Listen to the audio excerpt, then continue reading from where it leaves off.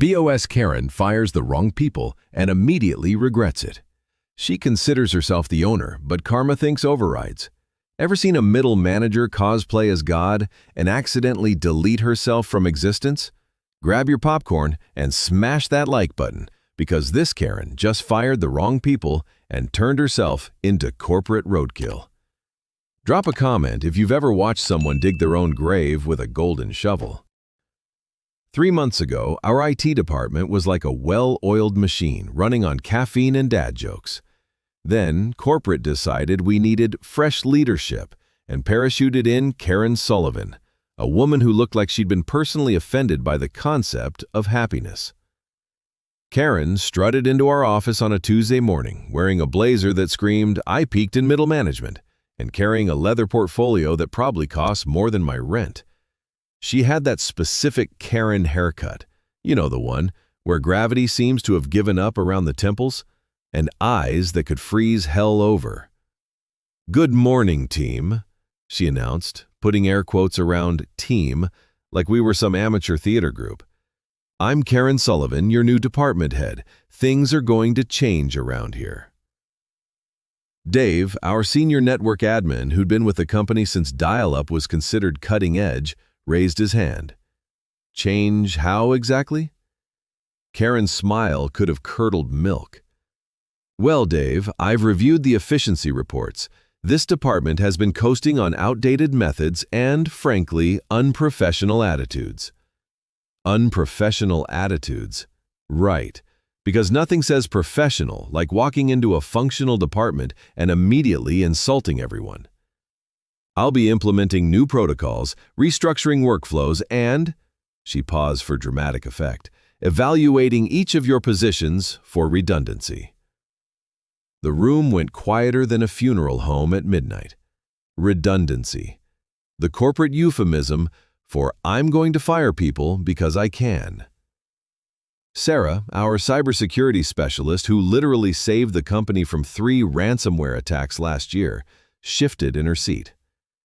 "What kind of evaluation criteria will you be using?" "Metrics that matter," Karen replied, as if that explained anything. "Attendance, attitude, and alignment with company values." Not technical expertise, not problem-solving skills, not the fact that we kept the entire company's digital infrastructure from turning into a smoking crater. Nope. Attitude. I should mention, I'm Marcus, lead systems architect, and apparently the designated office smartass. I've been watching this train wreck unfold with the morbid fascination usually reserved for reality TV shows about people who marry their pets. "So," I said, leaning back in my chair, "we're being evaluated on how well we smile while fixing the servers that keep the lights on?" Karen's eyes zeroed in on me like a heat-seeking missile. "Mr. Torres, your attitude is exactly what I'm talking about. This department needs team players, not comedians." Team players, right, because nothing builds team spirit quite like threatening everyone's job on day one. "I understand," I said, giving her my most innocent smile. "Should I practice my juggling too, or is comedy the only performance art that's off limits?" The vein in Karen's forehead started doing a little dance. Good to know I'd already found her trigger button. This was going to be fun. Karen wasted no time establishing her empire of petty tyranny. Within her first week, she'd installed more surveillance than a maximum security prison and twice as much paranoia. Monday brought the great bathroom break controversy of 2024. Karen had, apparently, been timing our bathroom visits. Yes, really, and called an emergency meeting to address excessive personal time. "I've noticed some employees are taking bathroom breaks that exceed industry standards," she announced, consulting her clipboard like it contained the secrets of the universe. Jenny, from database management, raised her hand. "What exactly are industry standards for bathroom breaks?" 3 to 5 minutes, Karen replied without missing a beat. Anything longer suggests personal phone calls or other non-work activities. Dave looked like he'd been hit by a truck. "Karen, I'm 62 years old. My prostate didn't get the memo about industry standards." That sounds like a personal problem that shouldn't affect company time. The silence was so thick you could have cut it with a butter knife and served it at a funeral. Karen had just told a senior employee that his aging body was a personal problem. But wait, there's more. Tuesday brought the email Gestapo. Karen decreed that all emails, internal and external, had to be CC'd to her for quality control. Nothing says, "I trust my team," like reading their grocery lists in case they accidentally CC'd the lunch menu. Wednesday was the great desk decoration purge. Apparently, my Control-Alt-Del Your Problems mug was unprofessional, and Sarah's small succulent was a distraction. But Karen's motivational poster about reaching for excellence was totally fine, even though it looked like it was printed on a home printer in 1997. Thursday brought the pièce de résistance, the productivity monitoring software. Karen installed keystroke loggers on all our computers to ensure optimal work efficiency. Because nothing says I'm a competent manager like spying on people instead of, managing. This will help identify workflow inefficiencies, she explained during the mandatory installation meeting. It'll also help identify when I'm Googling how to hide a body, I muttered under my breath. Sarah snorted, trying to cover it with a cough. Karen's laser eyes found me immediately. Something to share with the class, Mr. Torres. Just wondering if the monitoring software will track how much time you spend monitoring us instead of doing actual management work. The temperature in the room dropped about 15 degrees. Karen's smile could have flash frozen a volcano. Mr. Torres, I'd like to see you in my office after this meeting.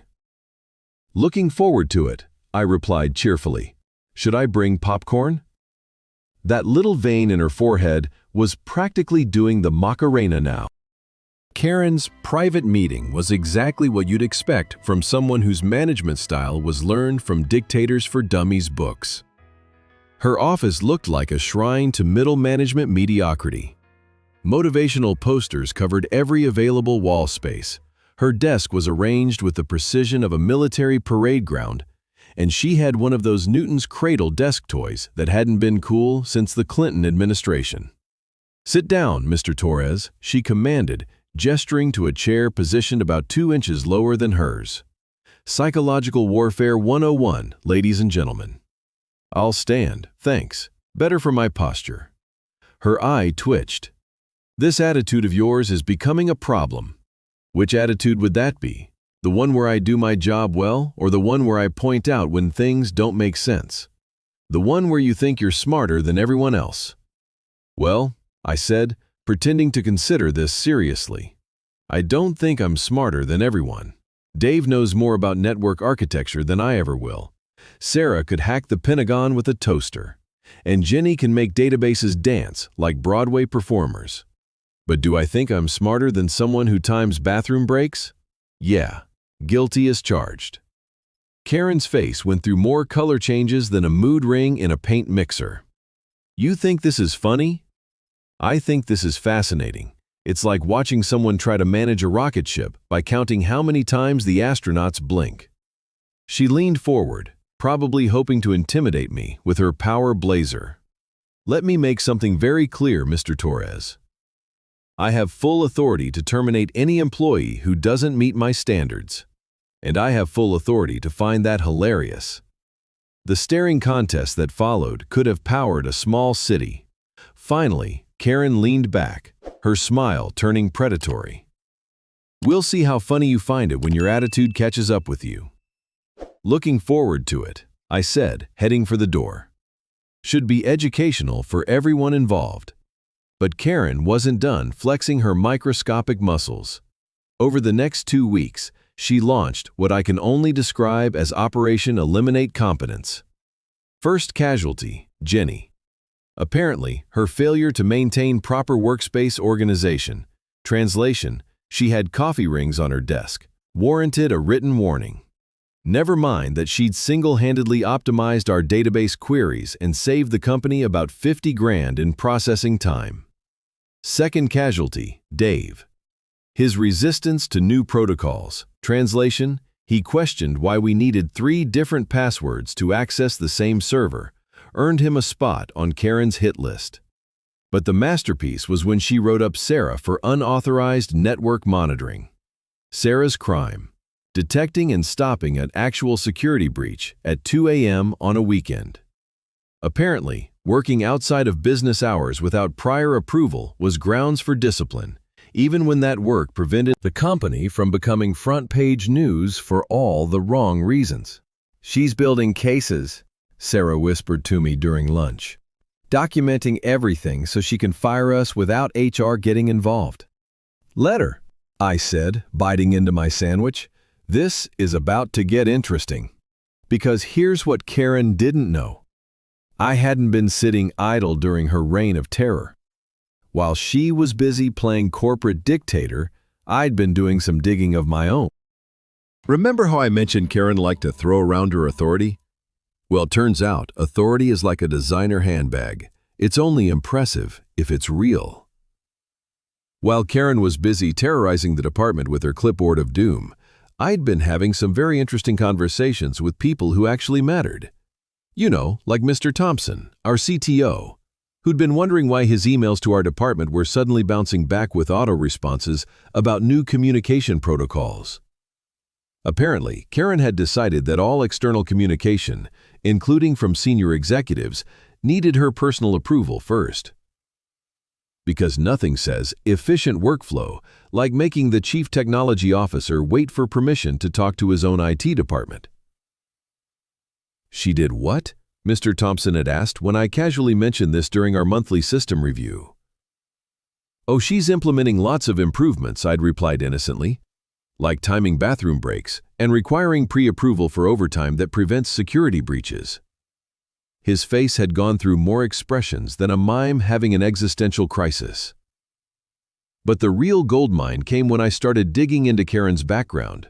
See, she'd been bragging about her extensive experience in IT management and her proven track record of departmental optimization. Funny thing about proven track records, they tend to leave digital footprints. Karen's previous job? Assistant manager at a retail electronics store. Her IT management experience, she'd been in charge of scheduling Geek Squad appointments. Her departmental optimization, she'd been fired for implementing a color-coded filing system that was so complicated nobody could find anything for 3 months. But wait, it gets better. I also discovered that our dear Karen had been a little creative with her resume. That MBA she claimed from Northwestern. Try Northwestern Community College's 6-week Business Fundamentals course. Those leadership certifications, online quizzes from LinkedIn Learning. The woman who'd been evaluating our technical expertise couldn't tell a server from a microwave. While I was uncovering Karen's credentials, or lack thereof, she was busy orchestrating what she clearly thought would be her masterstroke. Friday afternoon, she called an emergency meeting. The conference room felt like a courtroom, and Karen was playing judge, jury, and executioner. After careful evaluation, she began, consulting her ever-present clipboard. "I've identified several positions that are redundant to our operational efficiency.